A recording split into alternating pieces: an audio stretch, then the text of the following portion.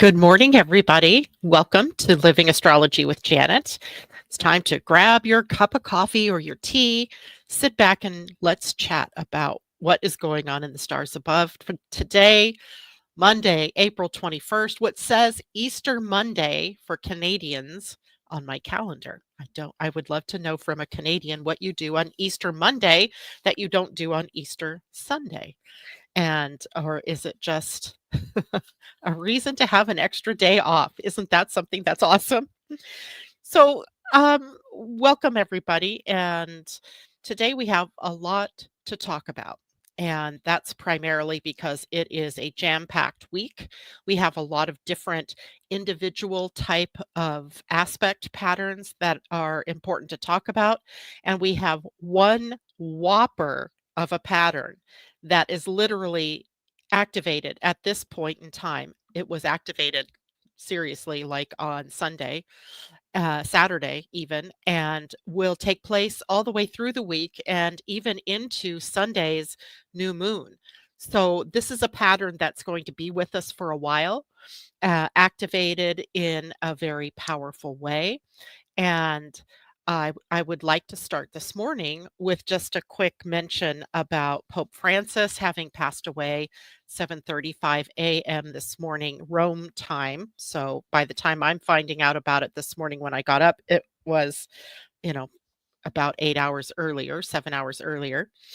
And uh, for whatever reason, I decided to look at the astrology for him and pulled his chart because I was curious as to, I mean, interesting, right? He dies like the day after Easter or on Easter Monday. I don't know if that's something the Catholic Church celebrates or if that's just something unique to Canada.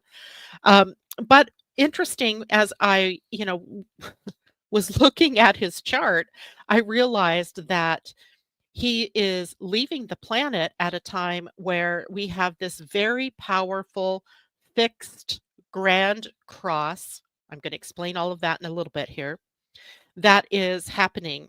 And interestingly enough, this fixed grand cross, or any fixed grand cross for that matter, is in the signs of Taurus, the bull, Aquarius, the water bearer, Leo, the lion, and Scorpio, the eagle, which in Revelations is a very impactful kind of sign in the sky.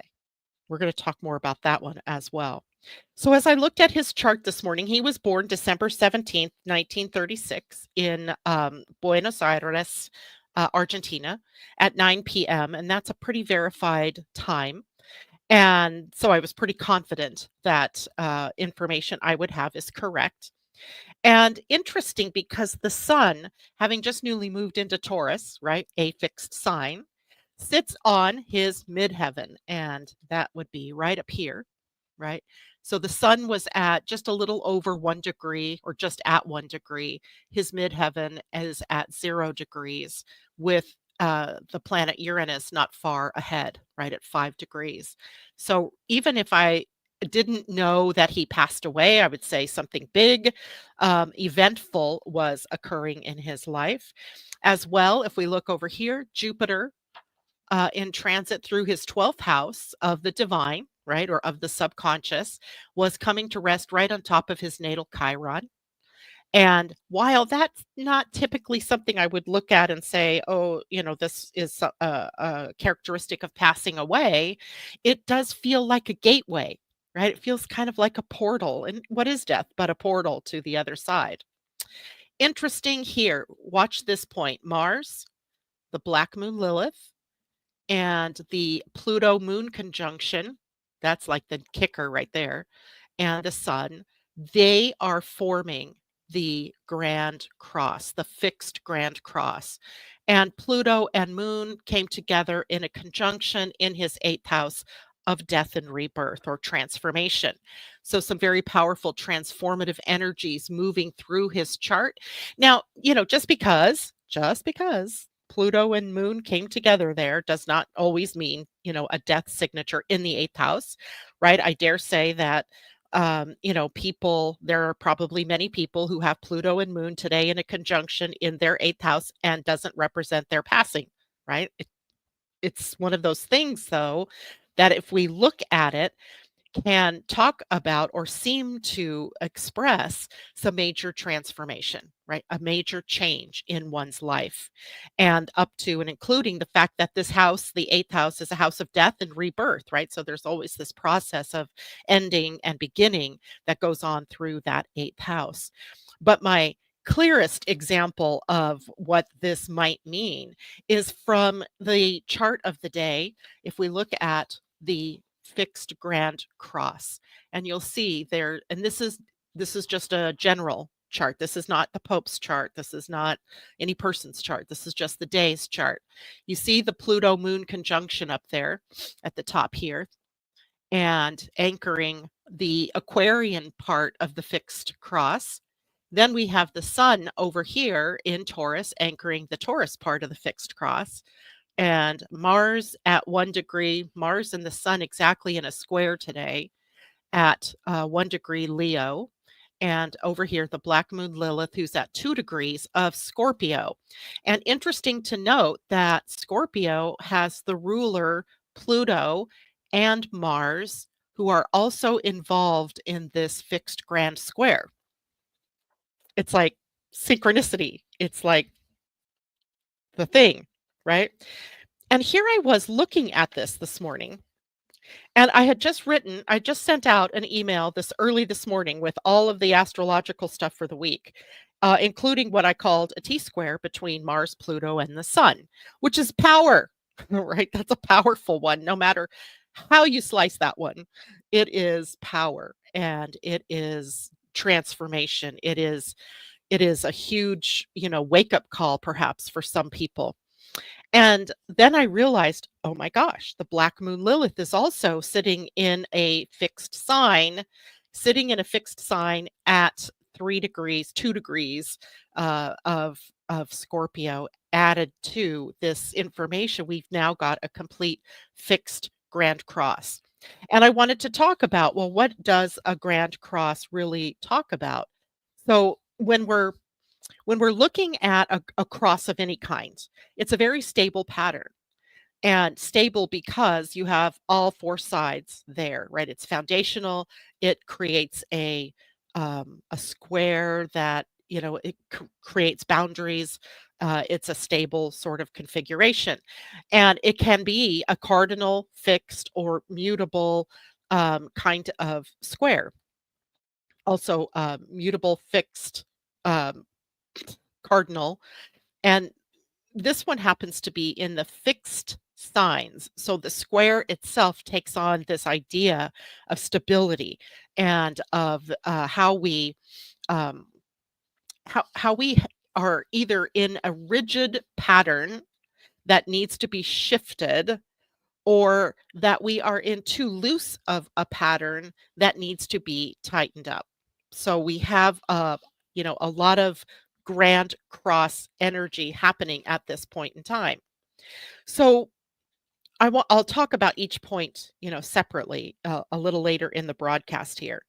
But uh, this matters now, right? This really blows me away because it's a pattern that's enacted all of the week, including the new moon.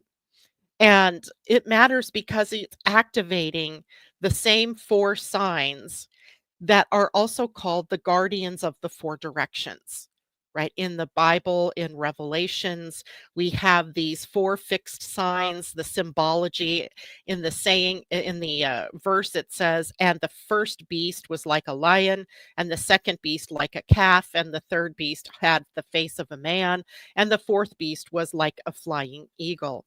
And these correlate directly to the fixed signs of the zodiac because we have the lion in Leo, we have the calf or ox or bull in Taurus, we have the man represented in Aquarius, and we have the eagle, the second level of Scorpio, represented.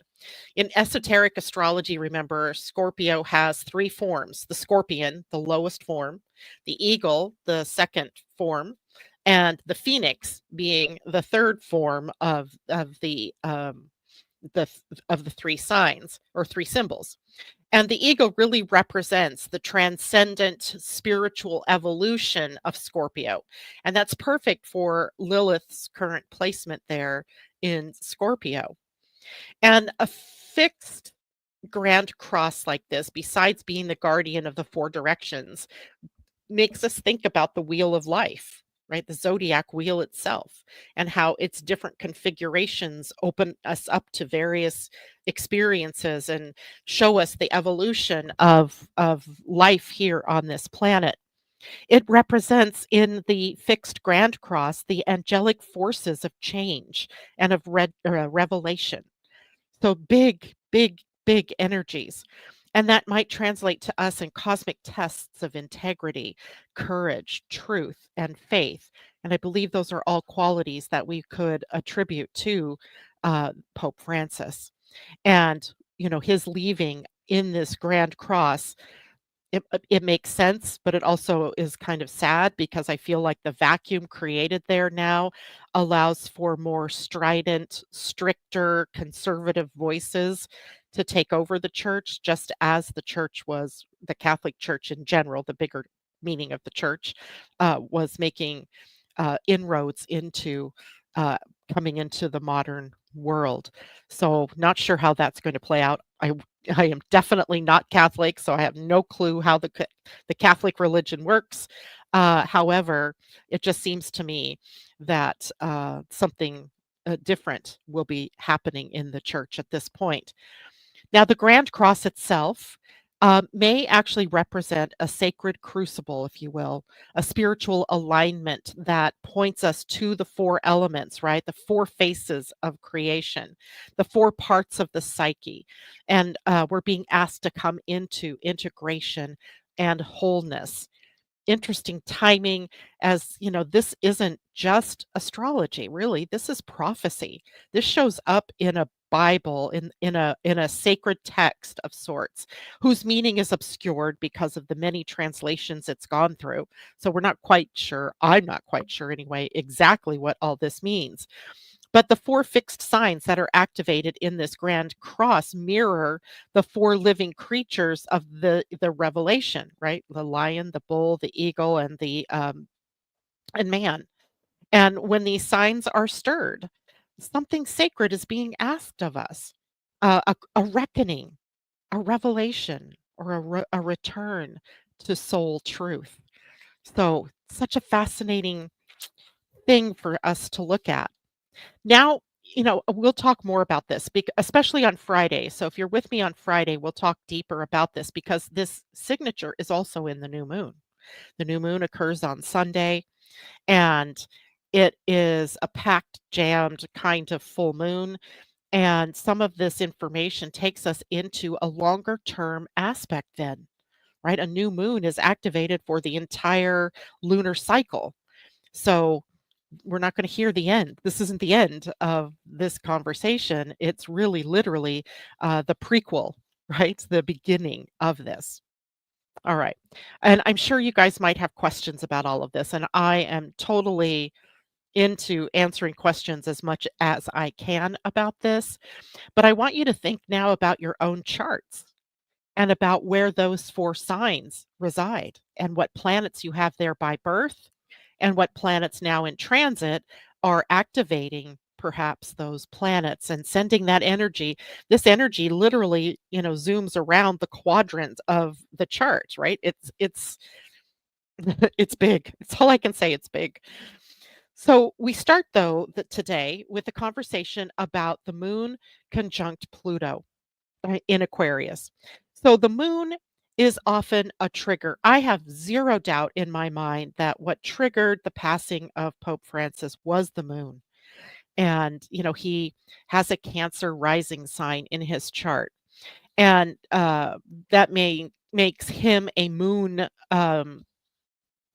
child, I was going to say, but a moon activated person. So the moon is important in the whole grand scheme of his chart. And, the moon, when is by transit, can often act as a catalyst, not the kind of catalyst that Mars does, Mars kind of like as a trigger point, as a catalyst. The moon is more about the rhythmic cycles of time and how each cycle leads to the next cycle. Whether that cycle's at a beginning, a middle, or an end, it's the moon that is often leading that to us. And of course, the moon conjunct Pluto in Aquarius can be a very powerful turning point. So let's look at the moon in this, kind of experience for the day today. There's this emotional intensification occurring with this, and the shadow energy emerging out of this, right? This is, the moon represents our emotions and our subconscious needs, even the things that we need as individuals to feel supported and to do what it is that we came here to do on the planet. And of course, also our instinctual responses. And Pluto brings intensity. He brings depth and he brings transformation to this energy of the moon. And when they meet in Aquarius, where they are now, a sign focused on collective ideals, innovation, freedom, and detachment, there's a paradox, right? You feel deeply, but may not know how to express it. Right. I was telling Asa this morning just before I came on, I said, I feel all like jiggly inside about all of this week because it's really kind of hard to bring this out and put it into words. And though there's such deep feelings and such deep emotions about all of this, but how do you express it? Right. So that's part of the paradox. And then the other part is that emotional intensity bubbles up in areas that we usually try to rationalize away. I already did that this morning. I'm like, "Really? You're gonna go to the Bible and Revelations with this?" Right? But I couldn't help myself. It was there in my face. So, are you feeling strangely emotional about something you thought you had figured out mentally? Are you feeling deeply emotional about something that you thought was settled already in your experience or in your life? If so, that's a part of the Pluto conjunct or moon conjunct Pluto today. Now, this is also transformation of belonging and your identity and tribe, connection. Aquarius rules the collective and friendships and social structures and technology and the future and ideals, right? This conjunction then can bring up wounds or buried feelings around not fitting in. Where do you not feel like you're a part of the group? Or being misunderstood by your community or by your peers, or being too different or too much, or you just again the idea of being the square peg in a round hole. So today's makes it the Pluto moon conjunction makes it a great day to reflect on the stories that you've carried about social rejection or needing to hide your uniqueness, because this is a time that you should really be transforming because we need all of your gifts brought out into the world. And then Pluto's higher calling in all of this is about the call to liberate through truth. Truth is so slippery these days, isn't it? Right? You listen to one news source, you hear one truth. You listen to another, you hear another truth. You listen to still another, and it's yet another truth, right? Truth. So Pluto demands truth, and especially the kind you've buried. So personally, this would be the truth that you've buried about yourself. So, I invite you to ask yourself, where are you pretending not to care? I could think of that in my own right now. Where do I feel powerless in the group or in group dynamics, or too controlled or too controlling? And ask yourself if you are compromising your authenticity in order to be accepted, because that's revealed here today with Pluto in the moon and the moon in this conjunction. This is your opportunity to step into, and I'm going to say this word many times between now and the end of this year, for the next couple of years, that this is an opportunity to step into your emotional sovereignty. And you do that by reclaiming your truth, no matter how unconventional it is, right? It's the unconventional nature of Aquarius that we're talking about here. And, you may notice heightened emotional reactivity during this kind of time in yourself, but also in others around you. Maybe, you say something and someone reacts to you and you're like, wow, that was over the top. Pluto can stir an emotional purging where we just have to cry. It's maybe grief that you have locked up and you just have to purge it through your system.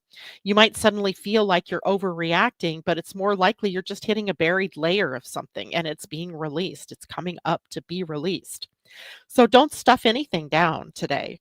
But don't erupt either, right? You don't have to be the volcano and erupt outward onto other people. Channel what's coming up into truth telling and introspection. Use it for good for yourself and channel the energy constructively, maybe through journaling or through exercise, or do something with that energy that doesn't require you to be projecting it outward onto other people.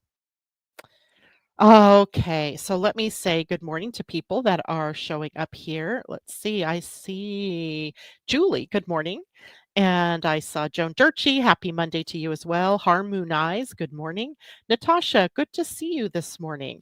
Diana, good morning. And Debbie Tibbetts Tumiel, good morning. Catherine Worcester, good morning. Amanda, hello.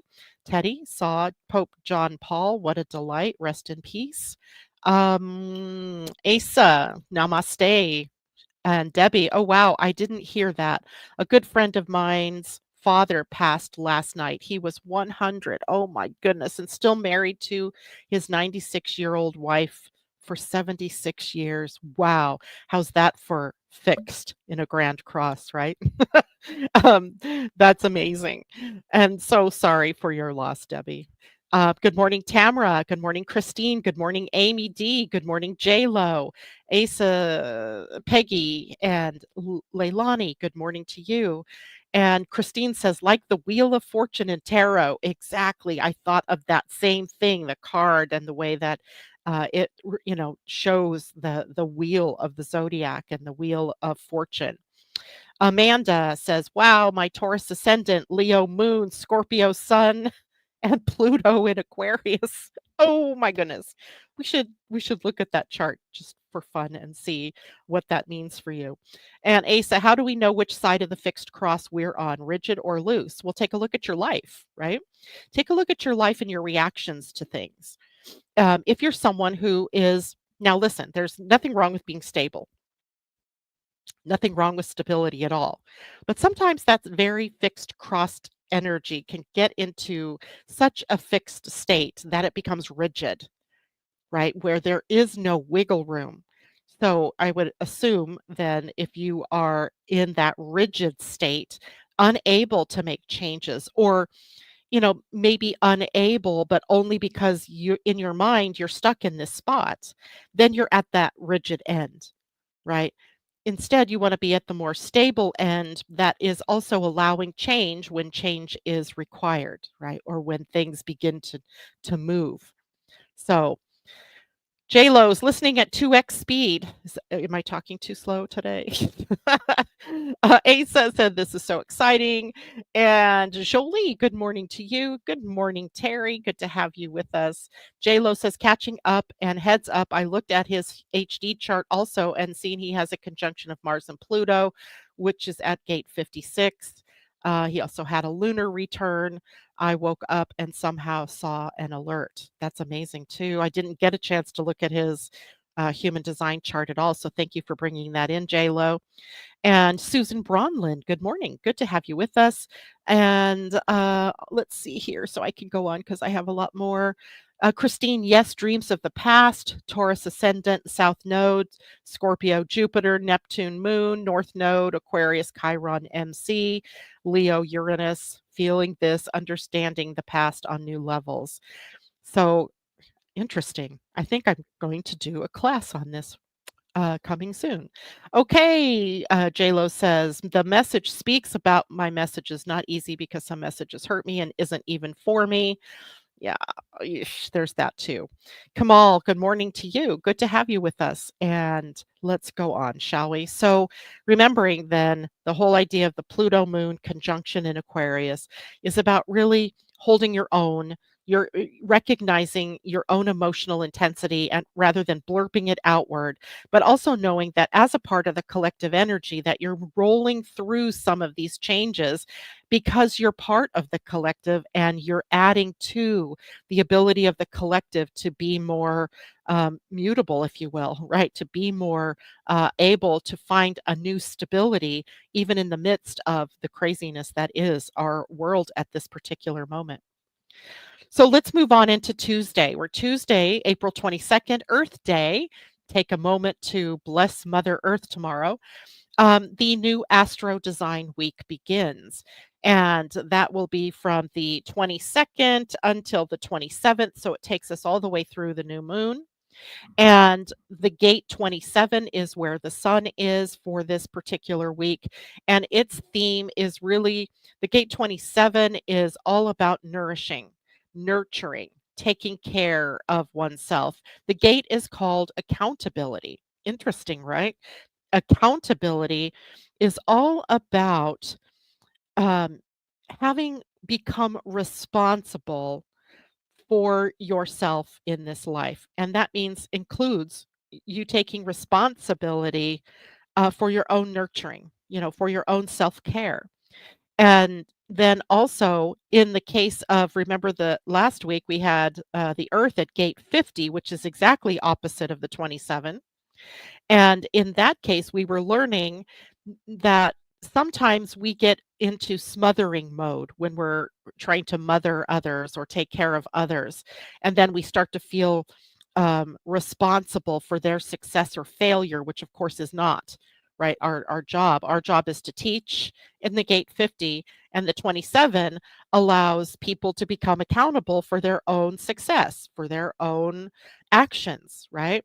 So we have accountability in the gate 27 that is tied to nurturing and nourishing energy. And if we look at the Earth this week, the Earth is in gate 28, which is the gate of challenge or adventure. And it's a gate that is on the spleen center. So it's one of the last two gates that we'll be experiencing with the Earth at a gate of fear. And the fear here in the gate 28 is that life is meaningless, that there's no point. What is all of this about? And the person that is activating a gate 28 or by transit, all of us being activated at the 28, is that we're really looking at, well, you know, how do I bring meaning to my life? Especially when some things seem to have no meaning or things that are challenging to us that we just feel overwhelmed by. When we look at these two gates in the gene keys, remember the gene keys shows us the highest level, the gift level, the highest level called the siddhi, and then the gift level, and then the shadow level, right? Our job is to move from the shadow to the gift, right? That's what we're here to do, to elevate these energies.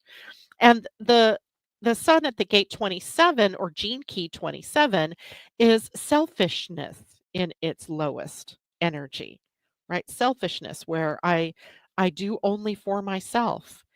And the gift is altruism. And in altruism, there's this nice balance between taking care of oneself, but also helping others, right? Doing things for others because you can.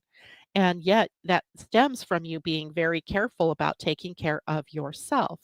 And the siddhi becomes selflessness, right? Selflessness. Well, we look at the gate 28. The gate 28's low shadow is purposelessness. Say that 10 times fast. Purposelessness.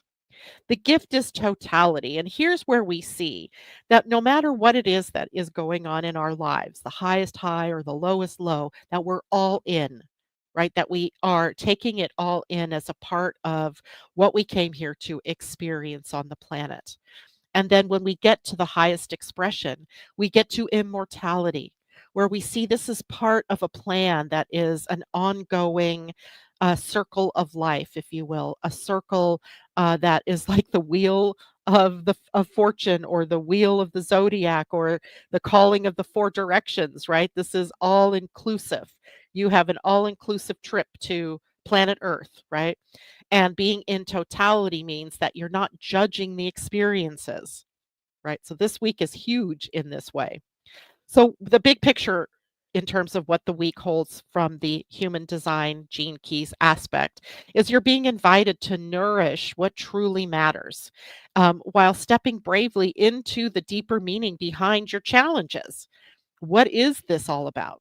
How does this support my growth? How does this challenge with money or health or in my relationship help me to grow and evolve? And this is a week to align care with courage, to walk the line between nurturing and risking everything for what your soul came here to do. It's a nice balancing act.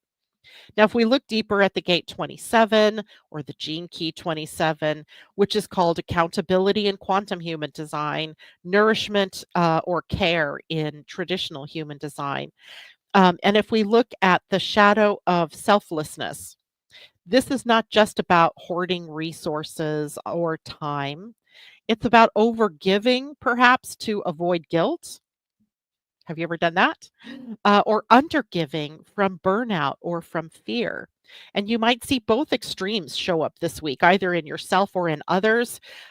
People who give too much and lose themselves, or those who guard their energy too tightly from a fear of depletion.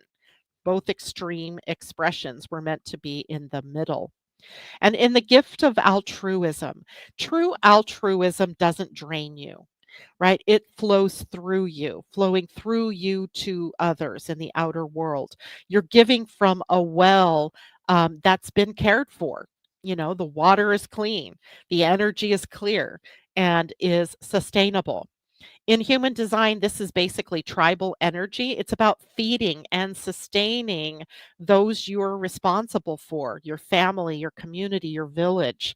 And this week, you're asking yourself, what am I nourishing in my life? Does it support growth or does it just survive? If it's just survival, what is the point of that, right? Then we've got to move backwards and bring in the support, the growth, and the meaning of something deeper. When we get to the city of selflessness, when we are able to embody this energy, it becomes divine service. You become a channel for sacred care, not because you have to, but because it's simply who you are, a servant, a server, a carer, and you do that in right measure, right? For yourself, you're also taking care, and for others, you're also offering care. When we look at the gate 28 in the same way, we'll look at it through the different levels. The gate is called challenge or risk. It is the shadow of purposelessness. And this is the fear that life is meaningless, that your efforts go nowhere. There's no point. What's the point? And it can show up in your life as aimlessness or recklessness, because on the other end, you're doing things just to excite some form of meaning, right? Daredevil energy, kind of. Or it's an addiction to risk that's not grounded, excuse me, in truth. Think about that. And it may feel like you're endlessly fighting for something, but unsure what the point is of that fight or that battle. What is the point of that? In the gift of totality, this is the energy of leaning fully into life, really embracing life and fighting or being present in your challenge, no matter what the challenge is, being present in it rather than trying to escape it, right? Um, there's beauty in this particular gate. And the beauty is that it teaches you that meaning is made in the living, not in the planning. You gain strength through the experiences that you're having in your life. This is what is bringing you the meaning. And the city of immortality, this is about transcending the fear of death. Basically, that gate is all afraid of death and dying. And you're transcending the fear of death, but not by escaping it, but by embracing the full depth of being alive and the recognition that being alive isn't just on this planet, right? That your soul is immortal, that you are living everywhere all at once. And this week dares you to live all the way, live all in, right? And if we integrate these two gates now, bringing the 27 and the 28 together, the sun in the gate 27 says, feed what matters, Care for yourself and your people, but be doing that with presence. And the Earth in gate 28 counters, but don't let comfort become complacency. Step into the unknown, face the purpose behind the pressure that you're feeling. And together they ask if you are giving your energy to the things that truly matter. What are you willing to face as far as a challenge of living your soul's purpose, even when it feels scary or uncertain? Or are you willing to face the challenge of living your life purpose, even in the face of things that feel scary or uncertain? Okay, questions. Let's see. Leilani, this is such an emotional time for people. I'm about to start family counseling with my mother and grandmother. Wish me luck. Good luck for you. I think luck is not a factor here. I think this is all of you being willing to face whatever it is that you have yet to face. And then that creates a storm of evolution for you and your family. I love that. And J-Lo, thank you for the reminder. Please take a moment to hit the like button or the thumbs up button. And please share the videos with your friends, your family, your networks. Corey, good morning to you. J-Lo, okay, so speaking about death and rebirth, got it. 28 is her evolution. Ooh, good one. I'm not scared of it, but sheesh, giving others death type messages is scary. Yeah, I've been thinking a lot about death. Obviously, I've lost my son. I lost a sister last year. I lost another sister this year, and I'm probably going to lose others. I mean, that's part of life, right? But as I was thinking about how my own fear of death has changed through this time, through these experiences, it's pretty amazing, right? I would not necessarily have. I can't imagine why I would have wanted to lose a son. Um, but in the aftermath of all of that, it's amazing the connection that we still have. And even something simple, like there's always these little syncs that come up. For example, yesterday I was at my daughter Heather's house and she has a game cam because she lives on a 7-acre piece of property and most of it's wooded, right? And she had the game cam pointed, at a place where she wasn't really getting much action. So we moved the game cam to a part of that was more in the forest part of the property. And this morning at 7:11, the date that Brian died, she caught 3 deer on her property at a tree where we had seen a bunch of scratching marks, and we suspected deer were rubbing up against it or, hoofing at it or something. I don't know. Anyway, deer. My son was an avid deer person, and he hunted deer, but he was also very clear about how he took care of the deer, its passing, and its use, and never hunted or over hunted. Right? He was very clear about that. So 7-Eleven and deer, amazing. Hello from Brian on the other side. This happens to me all the time. And it happens to other family members, all the time.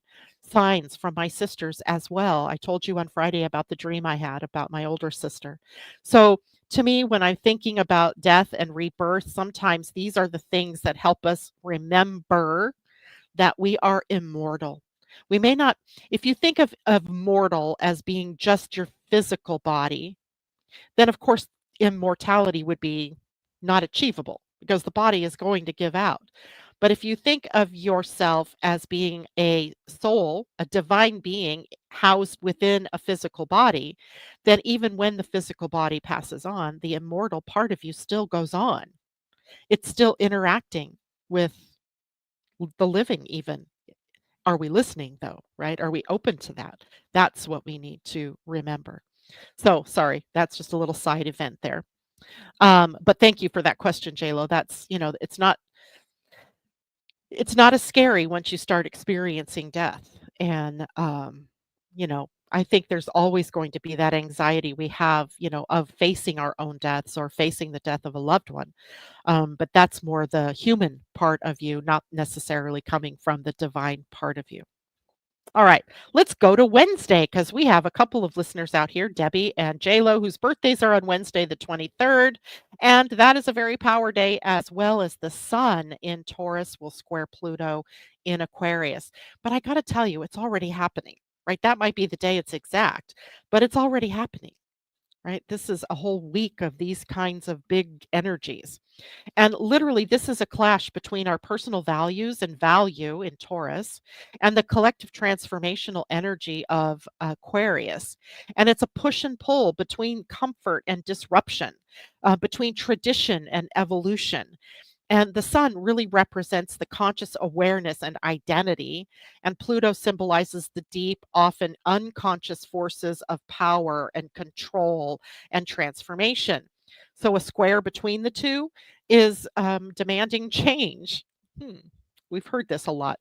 And often that comes through tension, anxiety, confrontation, right? It's not, this isn't like comfortable or comforting kinds of energy. So the first thing that comes to mind is we have this pressure to change, and we have that versus a desire to stay safe, right? Change is scary, where I am is safe, but it's not sustainable that way, right?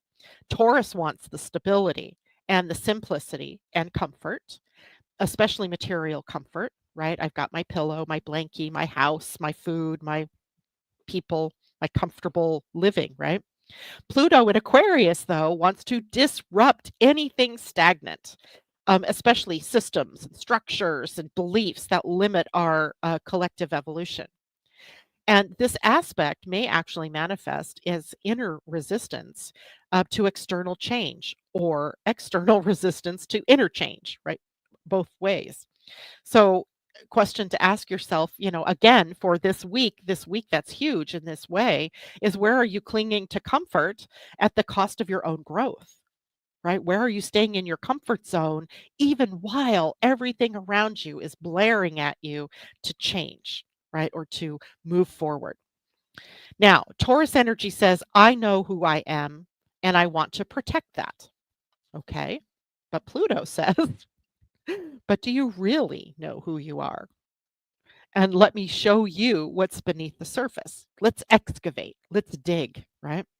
And this can feel a little bit like ego death or an identity shift on some level, especially if you've built your sense of self around things like status or roles or possessions, money, right? That no longer really align with your soul, right? Your soul's moving ahead, or inviting you, kind of pulling you even to move ahead. But there's this part of you, that very human part of you, that does resist change. So this will be a week of moving you ahead. And another opportunity here is to uncover the subconscious power patterns that are in your life. Pluto doesn't just destroy, he reveals, right? He exposes to you what it is that is under the surface. And the square may highlight power struggles, authority issues, where you've given away your power or wielded it out of fear. And in the sign of Aquarius, themes of technology, community, innovation, and ideology are key. And you might suddenly question a group identity, or a social narrative that you've been aligned with. There's nothing wrong in the questioning, right? There's nothing wrong in the aha moment that says, I've been stuck in this belief that XYZ is real and is true and is right. I need to move out of that, right? I need to get out of that pattern. So, this is your opportunity week for empowerment through realignment. It is a big realignment week. Rather than fighting the pressure, ask yourself, what outdated self definition am I ready to let go of, to release, to say goodbye to? And where is life asking me to upgrade my values or my relationship to power? Right? Where, or in anywhere really, where am I being asked to upgrade? So we can use the tension that we're feeling in the square to create maybe deep rooted conscious change in our life rather than just superficial. Pluto doesn't do superficial. And you could be grounded, Taurus energy, and transformed, Pluto energy, but only if you let go of what's weighing you down, right? You got to release. And if we kind of tie that in with our astro design theme of the gates 27 and 28, um, the sun in the gate 27 squaring Pluto invites you to re-examine where your care and responsibility may be rooted in fear or guilt or attachment to the status quo. Like, I think of this as when we're caring for somebody, right? It might be a parent, it might be anybody, right? And then maybe you are examining, is this care misplaced? Am I taking on something because I feel guilty instead of this is what I really desire? So in anywhere in your life where that might be a theme, it's coming to the surface. And the Earth in gate 28, the challenge is about reinforcing the need to face discomfort squarely, right in the face, and bravely, with courage, boldly. And change isn't easy, but it's meaningful, right? Meaningful change.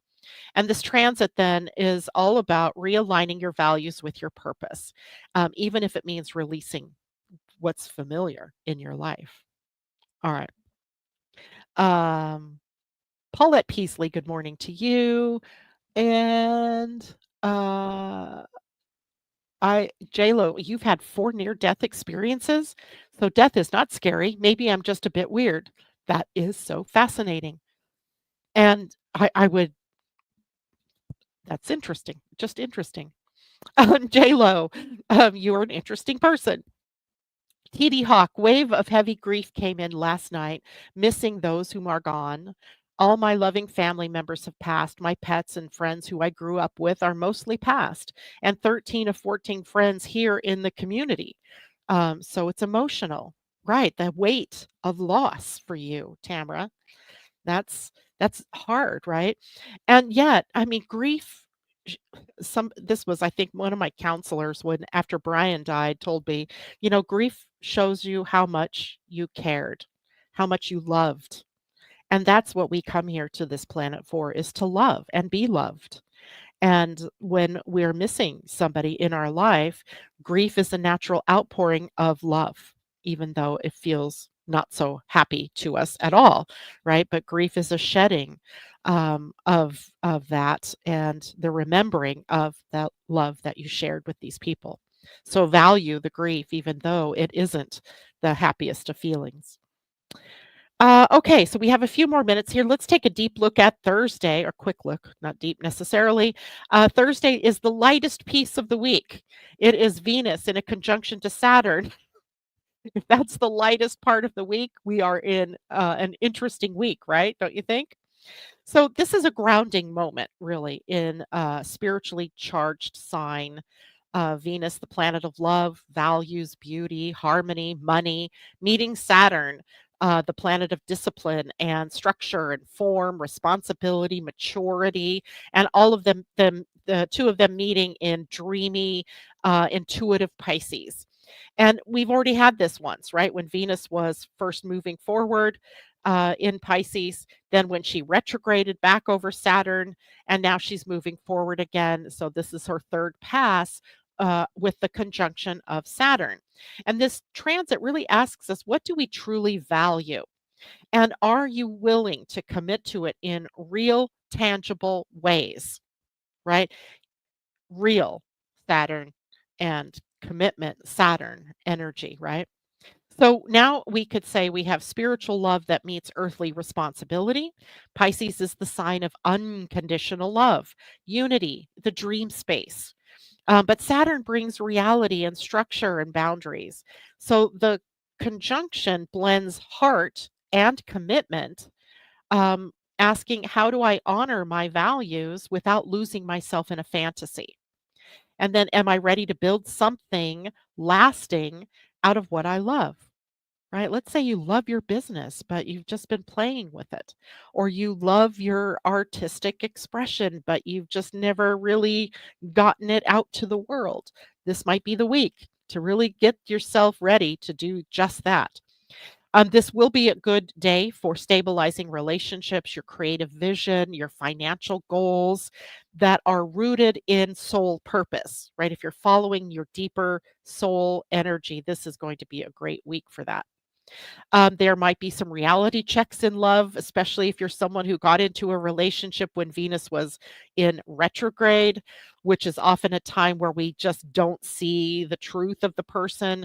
And now that Venus is direct, it's like, oh my God, what did I do? So watch for that, right? The reality bites part comes in now, perhaps. You might feel a heaviness in your relationships, not always because they're ending, but because they're maturing, right? They're moving on. If a relationship was started and built on the illusion or avoidance or codependence, Saturn will gently, or maybe not so gently, show the cracks in that relationship. And those cracks may get wider and wider as time goes on. And financially, Venus rules finances, and maybe you're feeling called to simplify, clarify, or make a practical long-term decision about your finances, right? Because a lot is going on economically right now. And how are you set up for maybe a coming recession or a downturn in the economy? I'm not saying that's going to happen. I'm just saying, right? Are you ready for something like that if it were to happen? There are dreams here and magic here. This is an ideal transit for putting your creativity or your spiritual practice into play. If you've been avoiding doing that, then take the time, right? Do something interesting. Pisces can also be a sign that sometimes overgives, maybe dissolves personal limits and personal boundaries. And Saturn says it's time to anchor your dream in the real world, anchor your relationships in the real world, anchor what you do in the real world. So, boundaries, sacred boundaries, boundaries in general. Venus, Saturn in Pisces encourages healthy um, containment, let's call it, having a safe space. This isn't about emotional repression, but about emotional clarity within those relationships and within those various parts of your life, your value and what you value. If you've been leaking energy through unclear relationship boundaries, then this transit brings the strength, hopefully, for you to realign with grace, to reestablish yourself and in an equality with another person. So, if we tie that in with the Astro Design Week, if we bring it all together, then we see that the Venus Saturn energy equals sacred caretaking, right? Sacred caretaking, not overgiving, but intentional service and emotional responsibility. With the gate 28 now, the gate of challenge, it reminds us that true love and beauty often emerge from facing life's harder truths and not avoiding them, right? Not refusing to see, but by facing it. And this is a beautiful integration moment, perhaps, where it's time to commit to your dream and a dream that's worth the effort, right? Taking the effort. All right. And I do kind of want to go back, I think, to the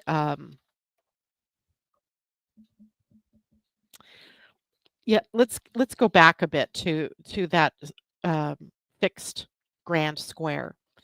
Because initially, when I put out my newsletter yesterday, or it came out this morning, um, I saw it as just a T square. Well, a T square is challenging, right? Very challenging.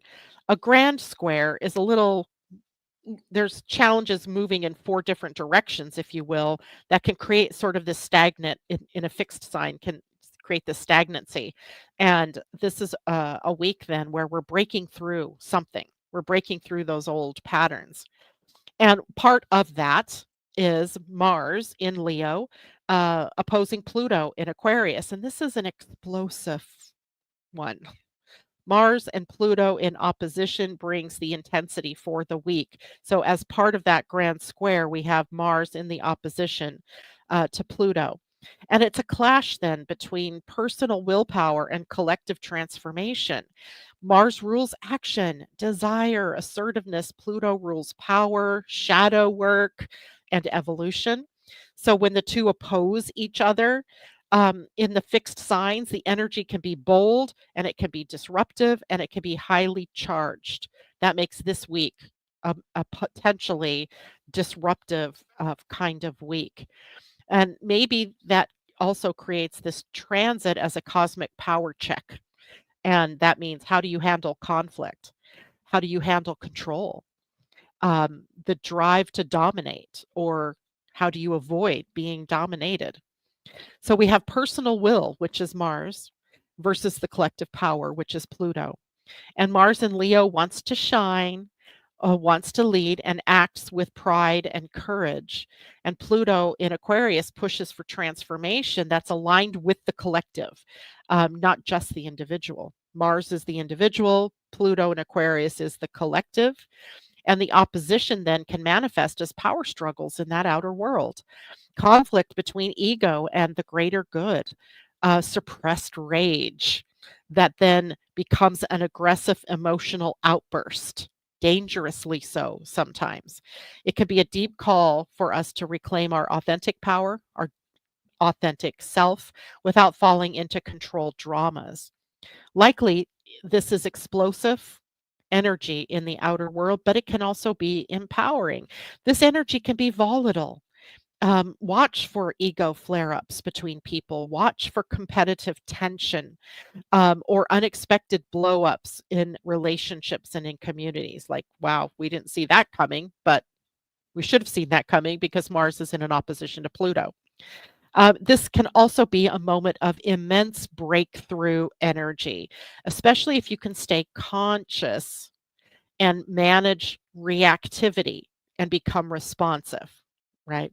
Not reacting knee jerk to anything triggering, but stopping yourself from that, taking a moment, and then deciding what you do with that. So, the things that might show up are in areas of your life where you feel powerless. And then how can you respond to that powerless feeling with creative authority instead of force, instead of pushing, instead of anger or upset or confrontation or conflict? And asking yourself the question, is this aligned with my deeper purpose? Or is this just a reaction from a wounded part of myself, my pride, um, a wound, a shadow energy? So the opposition between Pluto and Mars can bring buried material to the surface. That's the purpose, especially around anger, assertion, and power dynamics. It could be a great day for you to confront something, right, that needs to be changed. It could be a great day to release anything that any areas in your life that you've been dominating in, or where you have been submissive in, right? It's time to balance that equation, claiming your role as the sacred leader in the world, in this life, in your own life, not a performer or a martyr or a victim, right? Now, there are collective implications in all of this because you can take care of you, and that's about it, right? We can't control how all of the beings around us are going to behave. And in the outer world, this can coincide with major power shifts, protests, clashes in leadership, maybe technological disruption. It can feel like the pressure to do something that is so overwhelming, but not all actions are equal, right? So we have to be very circumspect in what it is that we take action on. So pause, breathe, choose power that serves, not power that controls. And I doubt seriously we're going to see that very easily in the outer world, because this is an evolution that we're moving through, and not all beings are on the same wavelength with that at this moment. They could be huge learning lessons for everybody, but not everybody is going to realize what's happening. And so a lot of conflict and confrontation is possible this week. So again, tying that back to our Astro Design Week with the Gate 27 Sun and the Gate 28 Earth, the Gate 27 says, act from care, not from ego. The Gate 28 says, meet the challenge with purpose, find meaning in everything. Mars opposite Pluto might also stir some survival instincts in people, but the real mastery of that opposition comes in meeting this energy with conscious devotion to what matters most. Love matters most. All right. And I'll leave the new moon until Friday, and then we'll come back and circle around to this grand fixed grand cross so that I can do a goddess card reading. I really feel like it's the goddess energy. It was surprising to me that the Black Moon Lilith is involved in this grand cross, and she's in Scorpio. And Scorpio being a sign, of depth and intensity and in releasing the baggage ruled by Mars and Pluto. So it's the symbology's, really rather perfect in terms of really claiming the path that we want to lead forward with in the collective, but also how you as a single person, an individual with your own power can lead the way, right? Oh, yes. So we have Bridget, the creative spark. I pulled the goddess deck, right? Colette Baron Reed's goddess power deck. And this is the card we got, Bridget. And that is card number 8. I love 8, right? Because it's if it's on its side, it's the infinity symbol, right? It's the heart to heart connection where we cross with one another. When it's an 8 and it's up and down, we have the crossroads of the divine and the human, right? And that happens at the heart. I love this card. I love that number 8 anyway. So let's see what this has to say. She came out upright, and in this deck, an upright message is an empowerment message. If she were upside down, this would have been an alignment message. So let's see what the empowerment message is here. Inspiration and imagination are yours to play with right now. You effortlessly connect to your inner creative spark and make meaningful and beautiful experiences for yourself and others. Take advantage of this fruitful time. When you are so in tune, it's like taking a magical trip to the land of the fairy, where all that glitters really is gold, and your life seems like a grand artistic gesture. The fiery Celtic goddess of creativity calls you to play in the artistry of your life, your work, and your loves. Bridget is she is whispering her sparkling music deep in your soul. Are you listening? I love this. Goes right along with the energy of this week, right? Something for us to focus on in the positive. All right. Well, that is it for me today. Thank you so much for being here. And I will see you on Friday, where we will take up more of this Grand Cross and also take up the new moon coming on Sunday. All right, guys, thank you so much. Happy birthday to J-Lo and Debbie Tibbetts Tumiel and anybody else whose birthday is this week that I don't know right off top. All right, bye for now.